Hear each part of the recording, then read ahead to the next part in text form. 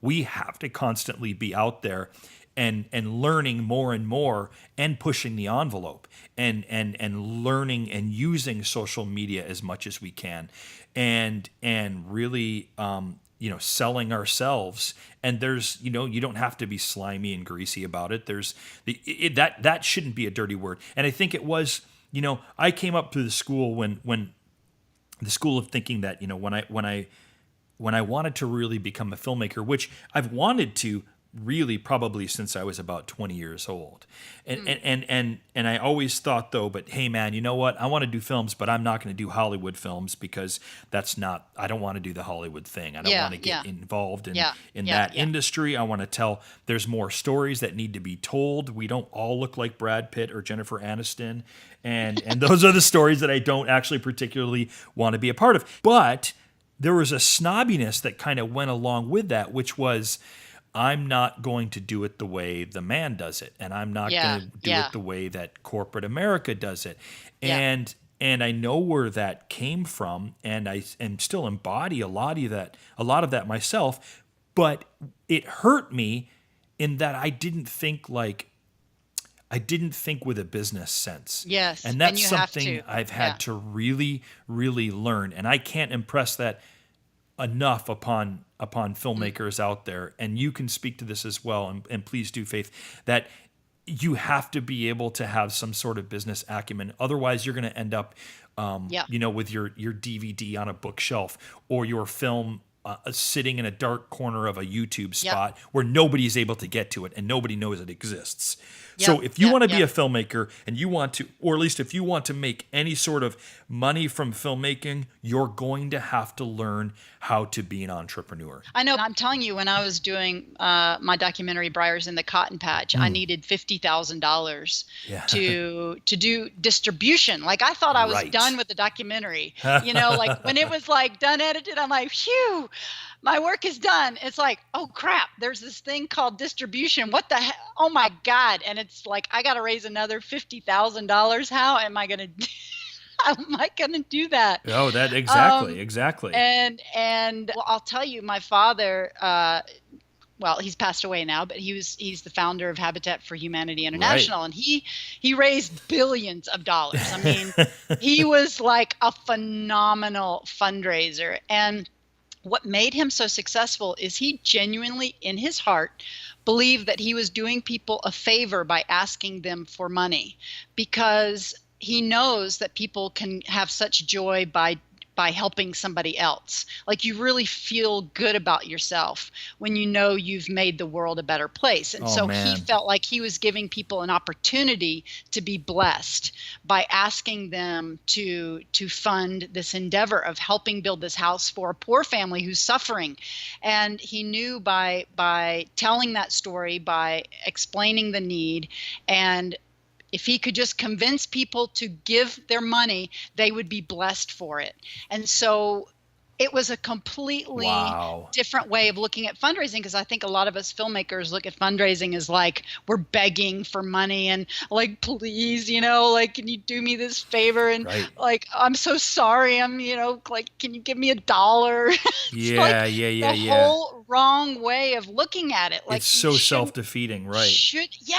And you're not, and so you have to look at it as like, people love to be part of a film project. They want to be part of something bigger than themselves. And so it's like you're giving people an opportunity, but it's finding people who resonate with what you're doing.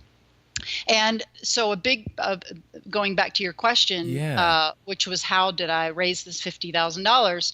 Well, I was just like horrified at the idea of asking people for money. And, I sent out a letter, and no money came back. I like sent out this fundraising letter, and my dad said, Faith, you got to get on the phone. You make a list of 20 people that you feel would have an interest in this project. You've got to call them and explain to them what's going on and ask them for a donation.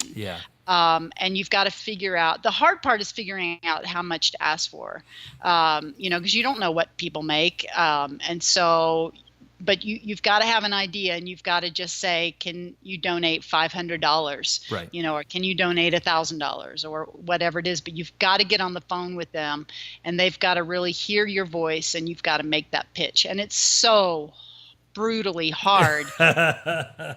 I mean, really, really, it's like brutally hard, but you have to do it. And I did it, and raised the money. But I won't pretend it was easy. But you do have to have you have to have this mentality of they're your partner. You're not like, it's not like all on your shoulders. You have to look at them as a partner and treat them as a partner and just say, hey, I'm putting my life into this. I've put, hundreds and hundreds of hours. All I'm asking is just, for you to partner with me and to participate in this wonderful project to push forward this thing that we both believe in. That's perfect. You absolutely nailed it, Faith.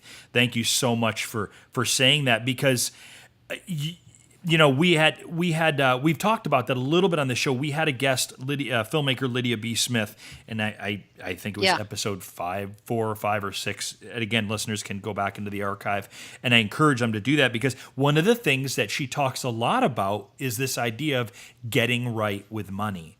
And getting right with your perception of what money is, how it works, and ultimately doing really exactly what you have just said, which is find a way to realize that it's okay to ask for money, and more than that, that people will actually want to be approached. The right people will want to part with their money for the right project. Exactly. And it's important to realize exactly that. I'm so glad that you said that. And it's a big part of a mentality shift that I know a whole heck of a lot of us need to work on, and can be better at. And it's definitely something that Steph and I have been working on quite a bit the past couple of years. And it definitely does require a shift, but it really helps.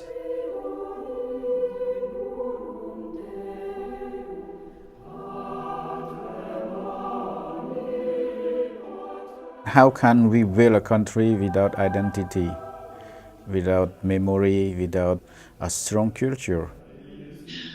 Well, let's transition to upcoming projects. And I want to know, what are you most excited about right now? There's 2 things that I'm most excited about. Well, let's say 3. And they are Elvis of Cambodia. I'm most excited about that because this is the first time since we lived in Cambodia for that 5-month period when we were filming, that we've been able to concentrate our efforts so fully and so passionately on the film. It brings back to our childhood, to the beauty, the values of our life and culture during that time. It's one of those things that over the past 3 years, we just haven't been able to get to an awful lot, and it's a heart-wrenching feeling knowing that you have this film project, this passion project that you've already put so much time and energy into, and that you love, and that you wish you could work on exclusively, and that you just don't ever get moments to put concentrated time upon. So that's one of the things that I'm most excited that we are doing now.